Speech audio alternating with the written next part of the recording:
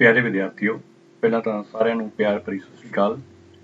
ਸੋ ਬੇਟਾ, ਅੱਜ ਆਪਾਂ ਜਮਾਤ 10ਵੀਂ ਦੇ ਇਤਿਹਾਸ ਵਿੱਚੋਂ ਪਾਠ ਨੰਬਰ 4 ਗੁਰੂ ਅੰਗਦ ਦੇਵ ਜੀ ਤੋਂ ਗੁਰੂ ਤੇਗ ਬਹਾਦਰ ਜੀ ਤੱਕ ਸਿੱਖ ਗੁਰੂਆਂ ਦਾ ਯੋਗਦਾਨ ਬਾਰੇ ਪੜਾਂਗੇ। ਬੇਟਾ, ਅੱਜ ਆਪਾਂ ਇਸ ਦਾ ਭਾਗ ਪਹਿਲਾ ਸ਼ੁਰੂ ਕਰਨ ਲੱਗੇ ਹਾਂ। ਸੋ ਆਓ ਆਪਾਂ ਸ਼ੁਰੂ ਕਰਦੇ ਹਾਂ ਭਾਗ ਪਹਿਲਾ, ਸ੍ਰੀ ਗੁਰੂ ਅੰਗਦ ਦੇਵ ਜੀ ਦਾ ਯੋਗਦਾਨ।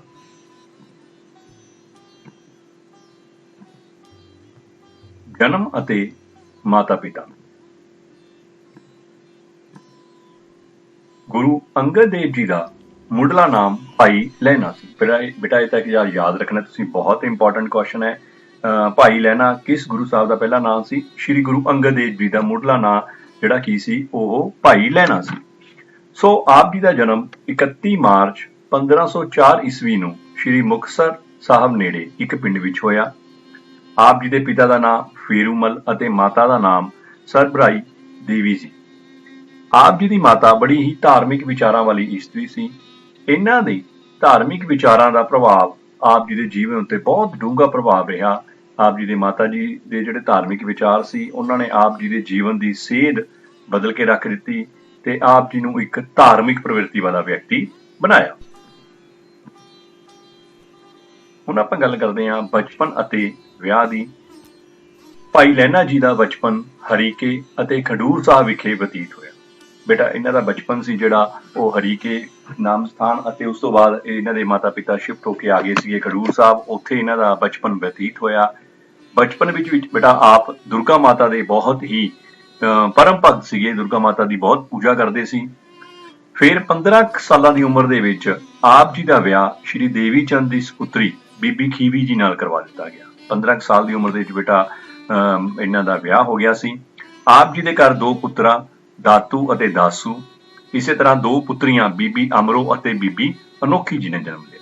ਸੋ ਇਹਨਾਂ ਦੇ ਬਚਪਨ ਦਾ ਅਸੀਂ ਦੇਖਿਆ ਵੀ ਹਰੀਕੇ ਪਤਨ ਅਤੇ ਉਸਦੇ ਖਡੂਰ ਸਾਹਿਬ ਬਤੀਤ ਹੋਇਆ। 15 ਸਾਲ ਦੀ ਉਮਰ ਦੇ ਵਿੱਚ ਇਹਨਾਂ ਦਾ ਵਿਆਹ ਬੀਬੀ ਖੀਵੀ ਜੀ ਨਾਲ ਹੋ ਗਿਆ ਸੀ। ਇਹਨਾਂ ਦੀ ਧਰਮ ਪਤਨੀ ਦਾ ਨਾਮ ਯਾਦ ਰੱਖਣਾ ਹੈ, ਬੀਬੀ ਖੀਵੀ। 1539 ਈਸਵੀ ਵਿੱਚ ਸ੍ਰੀ ਗੁਰੂ ਨਾਨਕ ਦੇਵ ਜੀ ਨੇ ਭਾਈ ਲਹਿਣਾ ਜੀ ਦੀ ਸੇਵਾ ਵੇਖ ਕੇ ਉਹਨਾਂ ਨੂੰ ਆਪਣੀ ਗੱਦੀ ਸੌਂਪ ਦਿੱਤੀ। ਬੇਟਾ, ਸ੍ਰੀ ਗੁਰੂ ਨਾਨਕ ਦੇਵ ਜੀ 1539 ਈਸਵੀ ਜੋਤੀ ਜੋਤ ਸਮਾ ਗਏ ਸੀ। ਉਸ ਸਮੇਂ ਭਾਈ ਲਹਿਣਾ ਜੀ ਉਹਨਾਂ ਦੇ ਨਾਲ ਸੀ, ਉਹਨਾਂ ਦੇ ਸ਼ਰਧਾਲੂ ਸੀ, ਉਹਨਾਂ ਦੀ ਸੇਵਾ ਕਰਦੇ ਸੀ। ਤਾਂ ਉਹਨਾਂ ਦੇ ਕੰਮ ਤੋਂ ਦੇਖ ਕੇ ਸੰਤੁਸ਼ਟ ਹੋ ਕੇ, ਖੁਸ਼ ਹੋ ਕੇ ਸ੍ਰੀ ਗੁਰੂ ਨਾਨਕ ਦੇਵ ਜੀ ਨੇ ਆਪਣੀ ਗੱਦੀ ਕਿਹਨੂੰ ਦਿੱਤੀ? ਭਾਈ ਲਹਿਣਾ ਜੀ ਨੂੰ। ਅਤੇ ਭਾਈ ਲਹਿਣਾ ਦਾ ਨਾਮ ਬਦਲ ਕੇ ਅੰਗਦ ਰੱਖ ਦਿੱਤਾ, ਕਿਉਂਕਿ ਉਰੇ ਇਹ ਗੱਲ ਸੀ ਵੀ ਗੁਰੂ ਨਾਨਕ ਦੇਵ ਜੀ ਭਾਈ ਲਹਿਣਾ ਨੂੰ ਆਪਣੇ ਹੀ ਸਰੀਰ ਦਾ ਇੱਕ ਭਾਗ ਮੰਨਦੇ ਸੀ, ਜਿਸ ਕਰਕੇ ਉਹਨਾਂ ਨੇ ਇਹਨਾਂ ਦਾ ਨਾਮ ਬਦਲ ਕੇ ਕੀ ਰੱਖ ਦਿੱਤਾ? ਅੰਗਦ ਦੇਵ, ਅੰਗਦ ਰੱਖ ਦਿੱਤਾ। ਸ੍ਰੀ ਗੁਰੂ ਅੰਗਦ ਦੇਵ ਜੀ ਨੇ ਸਿੱਖ ਧਰਮ ਦੇ ਵਿਕਾਸ ਲਈ ਜੋ ਮਹਾਨ ਕਾਰਜ ਕੀਤੇ, ਉਹਨਾਂ ਨਾਲ ਸਿੱਖ ਇੱਕ ਵੱਖਰੀ ਸੰਸਥਾ ਵਿੱਚ ਪਰੋਏ ਗਏ ਅਤੇ ਉਹਨਾਂ ਦੇ ਮਹਾਨ ਕਾਰਜਾਂ ਦਾ ਵੇਰਵਾ ਬੇਟਾ ਆਪਾਂ ਇਸ ਚੈਪਟਰ ਦੇ ਵਿੱਚ ਅੱਜ ਅੱਗੇ ਪੜਾਂਗੇ। ਆਓ ਆਪਾਂ ਉਹਨਾਂ ਦੇ ਮਹਾਨ ਕਾਰਜਾਂ ਬਾਰੇ ਪੜ੍ਹਦੇ ਹਾਂ ਵੀ ਸ੍ਰੀ ਗੁਰੂ ਅੰਗਦ ਦੇਵ ਜੀ ਦਾ ਸਿੱਖ ਧਰਮ ਦੇ ਵਿਕਾਸ ਲਈ ਕੀ ਯੋਗਦਾਨ ਸੀ। ਸਭ ਤੋਂ ਪਹਿਲਾਂ ਬੜਾ ਪ੍ਰਮੁੱਖ ਯੋਗਦਾਨ ਜਿਹੜਾ ਰਿਹਾ ਉਹਨਾਂ ਦਾ ਗੁਰਮੁਖੀ ਲਿਪੀ ਵਿੱਚ ਸੁਧਾਰ। ਗੁਰਮੁਖੀ ਲਿਪੀ ਦੇ ਵਿੱਚ ਉਹਨਾਂ ਨੇ ਕੀ ਆਪਣੇ ਪ੍ਰਯਾਸ ਕੀਤੇ, ਕੀ ਉਹਨਾਂ ਨੇ ਆਪਣਾ ਸਹਿਯੋਗ ਪਾਇਆ। ਗੁਰੂ ਅੰਗਦ ਦੇਵ ਜੀ ਨੇ ਗੁਰੂ ਨਾਨਕ ਸਾਹਿਬ ਦੀਆਂ ਰਚਨਾਵਾਂ ਨੂੰ ਅੱਖਰੀ ਰੂਪ ਦੇਣ ਲਈ ਪੰਜਾਬੀ ਲਿਪੀ ਨੂੰ ਸੁਧਾਰਿਆ ਅਤੇ ਉਸ ਨੂੰ ਗੁਰਮੁਖੀ ਦਾ ਨਾਮ ਦਿੱਤਾ।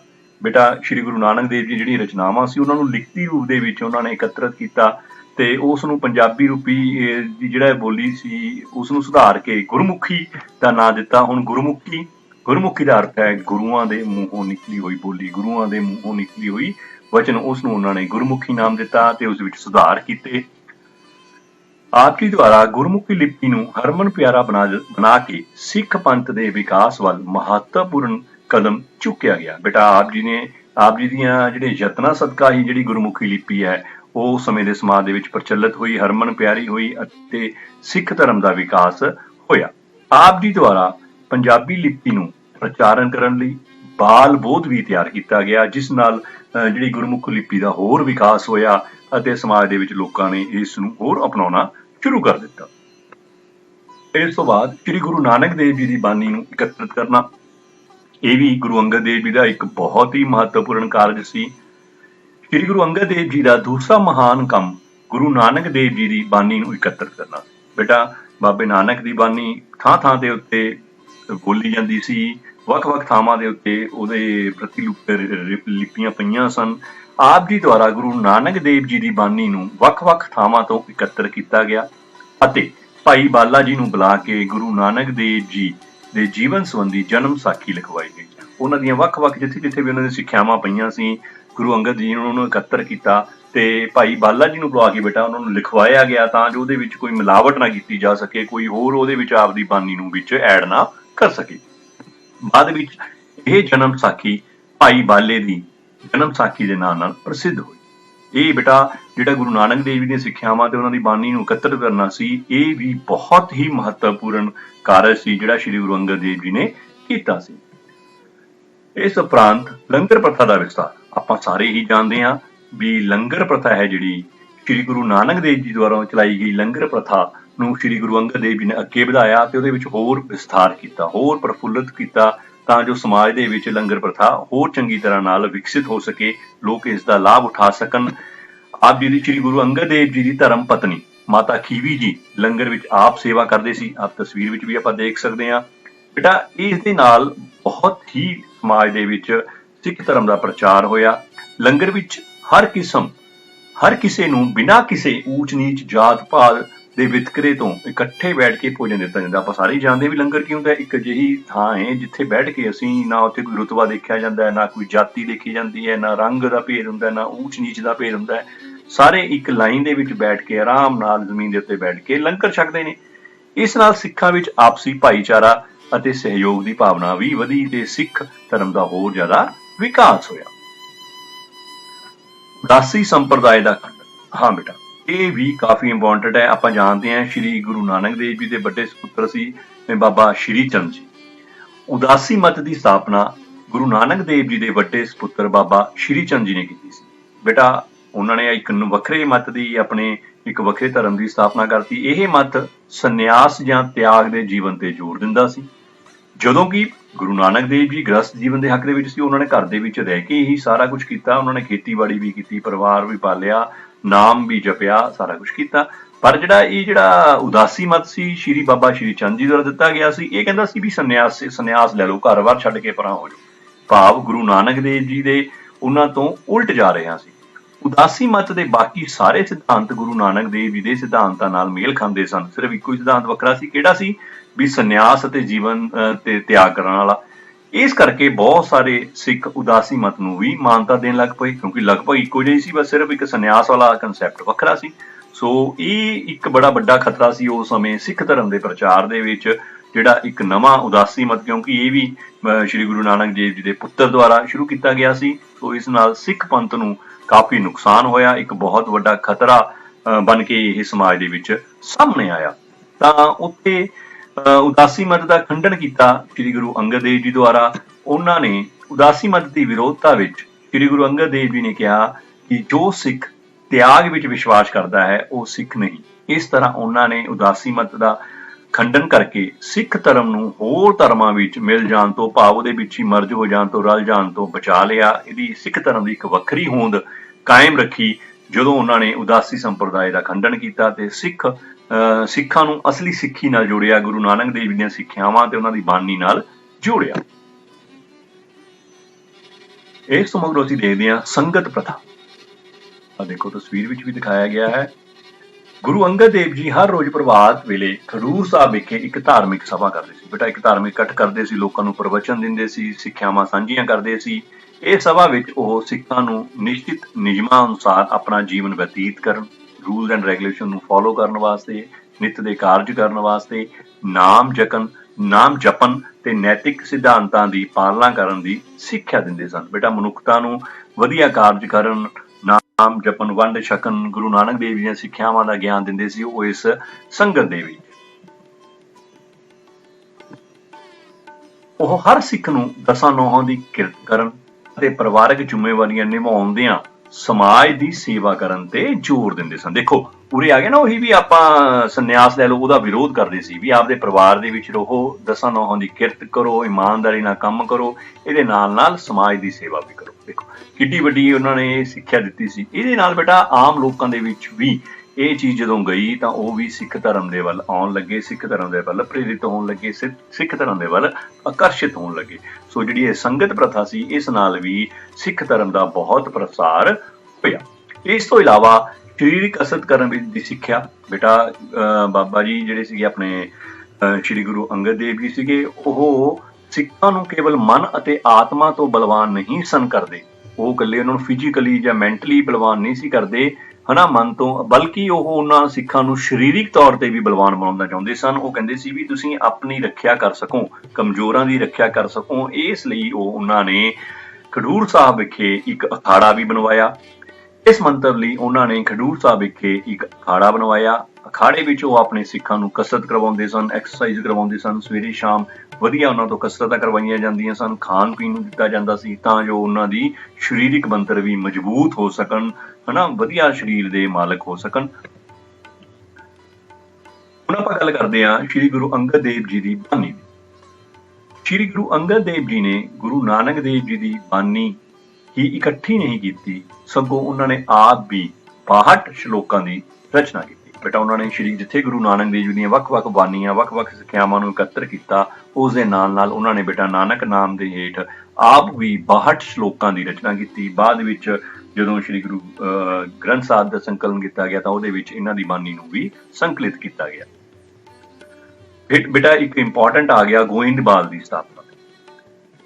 ਇਹ ਹਿਸਟੋਰੀਕਲ ਪਿਕਚਰ ਹੈ। ਸ਼੍ਰੀ ਗੁਰੂ ਅੰਗਦ ਦੇਵ ਜੀ ਨੇ 1546 ਈਸਵੀ ਵਿੱਚ ਗੋਇੰਦਵਾਲ ਦੀ ਨੀਂਹ ਰੱਖੀ। ਬੇਟਾ ਉਹਨਾਂ ਨੇ ਇਸ ਗੋਇੰਦਵਾਲ ਨਾਮਕ ਇੱਕ ਸ਼ਹਿਰ ਦੀ ਨੀਂਹ ਰੱਖੀ। ਗੋਇੰਦਵਾਲ ਦੇ ਨਿਰਮਾਣ ਦੇ ਨਾਲ ਇਹ ਨਗਰ ਸਿੱਖਾਂ ਦਾ ਇੱਕ ਪ੍ਰਸਿੱਧ ਤੀਰਥ ਸਥਾਨ ਬਣ ਗਿਆ। ਦੂਰ ਦੂਰ ਤੱਕ ਬੇਟਾ ਇਸ ਸਥਾਨ ਦੀ ਪ੍ਰਸਿੱਧੀ ਹੋਣ ਲੱਗੀ ਤਾਂ ਦੂਰ ਦੂਰ ਤੋਂ ਸਿੱਖ ਸੰਗਤਾਂ ਇੱਥੇ ਆ ਕੇ ਧਾਰਮਿਕ ਸਥਾਨ ਬਣ ਗਈਆਂ ਤਾਂ ਇੱਥੇ ਆ ਕੇ ਵਸਣ ਲੱਗੀਆਂ, ਇੱਥੇ ਘੁੰਮਣ ਵਾਸਤੇ ਆਉਣ ਲੱਗੀਆਂ, ਧਾਰਮਿਕ ਪ੍ਰਵਚਨਾਂ ਸੁਣਨ ਵਾਸਤੇ ਆਉਣ ਲੱਗੀਆਂ। ਸੋ ਗੋਇੰਦਵਾਲ ਦੀ ਸਥਾਪਨਾ ਨਾਲ ਵੀ ਇੱਕ ਕਾਫੀ ਵੱਡਾ ਸਿੱਖ ਧਰਮ ਦੇ ਪ੍ਰਚਾਰ ਦੇ ਵਿੱਚ ਯੋਗਦਾਨ ਹੋਇਆ। ਇੱਕ ਬੇਟਾ ਇਤਿਹਾਸ ਦੇ ਵਿੱਚ ਹੋਰ ਕਥਾ ਆਉਂਦੀ ਹੈ ਜਾਂ ਇੱਕ ਜ਼ਿਕਰ ਕੀਤਾ ਜਾਂਦਾ ਹੈ ਹਮਾਯੂ ਨਾਲ ਮੁਲਾਕਾਤ। ਇਹ ਹਮਾਯੂ ਮੁਗਲ ਬਾਦਸ਼ਾਹ ਸੀ ਹਮਾਯੂ, ਉਸ ਨਾਲ ਵੀ ਇਹਨਾਂ ਦੀ ਮੁਲਾਕਾਤ ਹੋਈ। ਉਸ ਦਾ ਵੀ ਇੱਕ ਜ਼ਿਕਰ ਆਉਂਦਾ ਹੈ 1540 ਈਸਵੀ ਵਿੱਚ ਮੁਗਲ ਬਾਦਸ਼ਾਹ ਹਮਾਯੂ ਸ਼ੇਰ ਸ਼ਾਹ ਸੂਰੀ ਹੱਥੋਂ ਹਾਰਨ ਤੋਂ ਬਾਅਦ ਖਡੂਰ ਸਾਹਿਬ ਵਿਖੇ ਸ਼੍ਰੀ ਗੁਰੂ ਅੰਗਦ ਦੇਵ ਜੀ ਨੂੰ ਮਿਲਣ ਆਇਆ। ਹੁਣ ਇਹ ਜਦੋਂ ਮਿਲਣ ਆਇਆ ਉਦੋਂ ਗੁਰੂ ਸਾਹਿਬ ਜੀ ਸਮਾਧੀ ਵਿੱਚ ਸੀ। ਗੁਰੂ ਜੀ ਨੇ ਸਮਾਧੀ ਵਿੱਚ ਲੀਨ ਹੋਣ ਕਾਰਨ ਅੱਖ ਨਾ ਖੋਲੀ। ਹੁਣ ਇੱਕ ਬਾਦਸ਼ਾਹ, ਮੁਗਲ ਬਾਦਸ਼ਾਹ ਆਪਣੇ ਆਪ ਨੂੰ ਕਹਿੰਦਾ ਸੀ ਮੈਂ ਬਾਦਸ਼ਾਹ, ਇੱਕ ਸੂਫੀ ਸੰਤ ਨੇ ਮੈਨੂੰ ਆਏ ਤੋਂ ਮੇਰਾ ਵੈਲਕਮ ਨਹੀਂ ਕੀਤਾ, ਮੇਰਾ ਸਵਾਗਤ ਨਹੀਂ ਕੀਤਾ। ਇਸ ਨੂੰ ਹਮਾਯੂ ਨੇ ਆਪਣੀ ਬੇਇੱਜ਼ਤੀ ਸਮਝਦੇ ਹੋਏ ਗੁੱਸੇ ਵਿੱਚ ਤਲਵਾਰ ਕੱਢ ਲਈ, ਮਿਆਨ ਦੇ ਵਿੱਚੋਂ ਤਲਵਾਰ ਕੱਢ ਲਈ।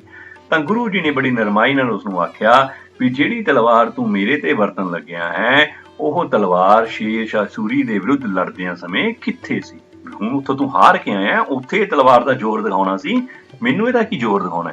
ਇਹ ਸ਼ਬਦ ਸੁਣ ਕੇ ਹਮਾਯੂ ਨੂੰ ਅਤਿਅੰਤ ਸ਼ਰਮਿੰਦਾ ਹੋਇਆ। ਉਹ ਬਹੁਤ ਉਹਨੂੰ ਸ਼ਰਮਿੰਦਗੀ ਆਈ, ਉਸ ਨੂੰ ਆਪਣੀ ਗਲਤੀ ਦਾ ਅਹਿਸਾਸ ਹੋਇਆ ਤੇ ਉਹਨੇ ਗੁਰੂ ਜੀ ਤੋਂ ਮਾਫੀ ਮੰਗੀ। ਕਹਿੰਦੇ ਨੇ ਫਿਰ ਗੁਰੂ ਜੀ ਨੇ ਉਸ ਨੂੰ ਵਰਦਾਨ ਵੀ ਦਿੱਤਾ ਵੀ ਥੋੜਾ ਸਬਰ ਕਰ, ਤੈਨੂੰ ਤੇਰੀ ਜਿੱਤ ਜ਼ਰੂਰ ਮਿਲੇਗੀ। ਤਾਂ ਬਾਅਦ ਵਿੱਚ ਹਮਾਯੂ ਨੇ ਸ਼ੇਰ ਸ਼ਾਹ ਸੂਰੀ ਨੂੰ ਹਰਾ ਕੇ ਦੁਬਾਰਾ ਭਾਰਤ ਵਿੱਚ ਮੁਗਲ ਬਾਦਸ਼ਾਹ ਦਾ ਮੁਗਲ ਸਾਮਰਾਜ ਦੀ ਸਥਾਪਨਾ ਕੀਤੀ ਸੀ। ਸੋ ਬੇਟਾ ਹੁਣ ਗੱਲ ਆ ਗਈ ਉੱਤਰਾਧਿਕਾਰੀ ਦੀ ਨਿਯੁਕਤੀ ਕਰਨਾ।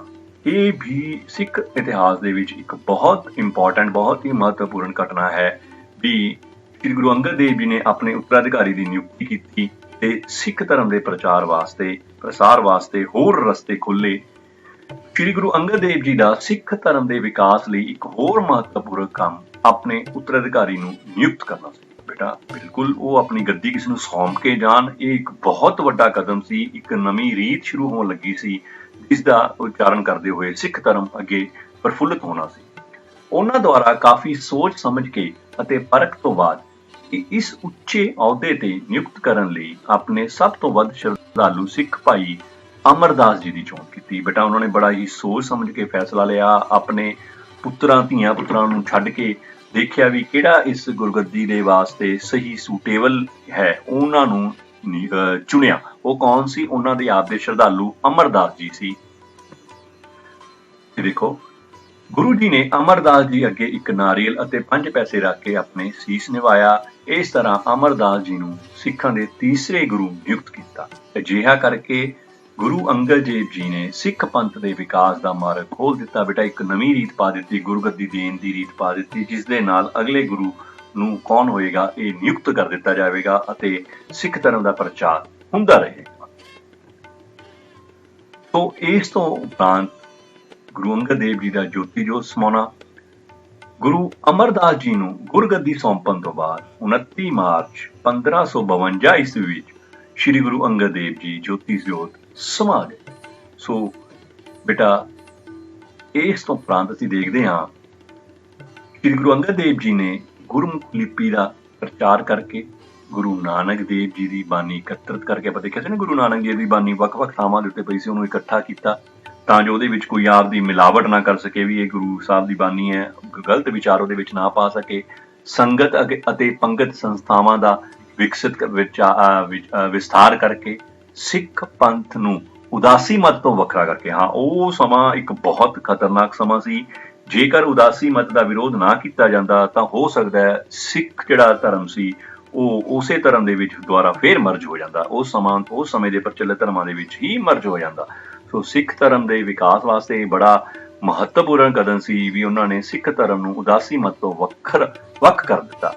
ਗੁਰੂ ਘਰ ਵਿੱਚ ਅਨੁਸ਼ਾਸਨ ਕਾਇਮ ਕਰਕੇ ਗੋਇੰਦਵਾਲ ਸਾਹਿਬ ਦੀ ਸਥਾਪਨਾ ਕਰਕੇ ਸਿੱਖਾਂ ਨੂੰ ਇੱਕ ਇਤਿਹਾਸਕ, ਇੱਕ ਧਾਰਮਿਕ ਸਥਾਨ ਮਿਲ ਗਿਆ ਜਿੱਥੇ ਉਹ ਇਕੱਤਰ ਹੋ ਸਕਦੇ ਸੀ, ਜਿੱਥੇ ਉਹ ਗੁਰੂਆਂ ਦੇ ਵਚਨ ਸੁਣ ਸਕਦੇ ਸੀ, ਗੁਰੂ ਨਾਨਕ ਦੇਵ ਜੀ ਦੀ ਬਾਣੀ ਦਾ ਜਿੱਥੇ ਉਹ ਜਾਪ ਕਰ ਸਕਦੇ ਸੀ, ਉਹਨਾਂ ਦੀਆਂ ਸਿੱਖਿਆਵਾਂ ਸੁਣ ਸਕਦੇ ਸੀ।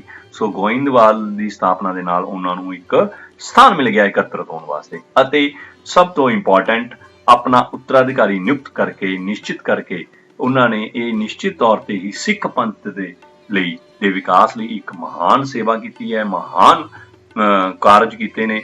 ਸੋ ਇਹਨਾਂ ਕਾਰਜਾਂ ਸਦਕਾ ਹੀ ਸਿੱਖ ਪੰਥ ਅੱਗੇ ਚੱਲਦਾ ਗਿਆ ਤੇ ਉਹਨਾਂ ਦੇ ਜੋਤੀ ਜੋਤ ਸਮਾਨ ਤੋਂ ਮਗਰੋਂ ਸ੍ਰੀ ਗੁਰੂ ਅਮਰਦਾਸ ਜੀ ਸਿੱਖਾਂ ਦੇ ਤੀਸਰੇ ਗੁਰੂ ਦੇ ਵੱਲੋਂ ਸੁਸ਼ੋਭਿਤ ਹੋਏ। ਸੋ ਅਗਲੇ ਪਾਰਟ ਵਿੱਚ ਬੇਟਾ ਆਪਾਂ ਪੜਾਂਗੇ ਸ੍ਰੀ ਗੁਰੂ ਅਮਰਦਾਸ ਜੀ ਬਾਰੇ। ਸੋ ਮੈਨੂੰ ਉਮੀਦ ਹੈ ਵੀ ਤੁਸੀਂ ਇਹ ਪਾਠ ਚੰਗੀ ਤਰ੍ਹਾਂ ਸਮਝ ਲਿਆ ਹੋਊਗਾ। ਇਹਨਾਂ ਨਾਲ ਸੰਬੰਧਿਤ ਪ੍ਰਸ਼ਨ ਉੱਤਰ ਵੀ ਆਪਾਂ ਕਰਾਂਗੇ ਤੇ ਅਗਲੇ ਪਾਰਟ ਦੇ ਵਿੱਚ ਆਪਾਂ ਸ੍ਰੀ ਗੁਰੂ ਅਮਰਦਾਸ ਜੀ ਬਾਰੇ ਪੜਾਂਗੇ। ਮੈਂ ਆਪਣੀ ਦਾ ਬਹੁਤ ਬਹੁਤ ਧੰਨਵਾਦੀ ਹਾਂ। Thank you very much.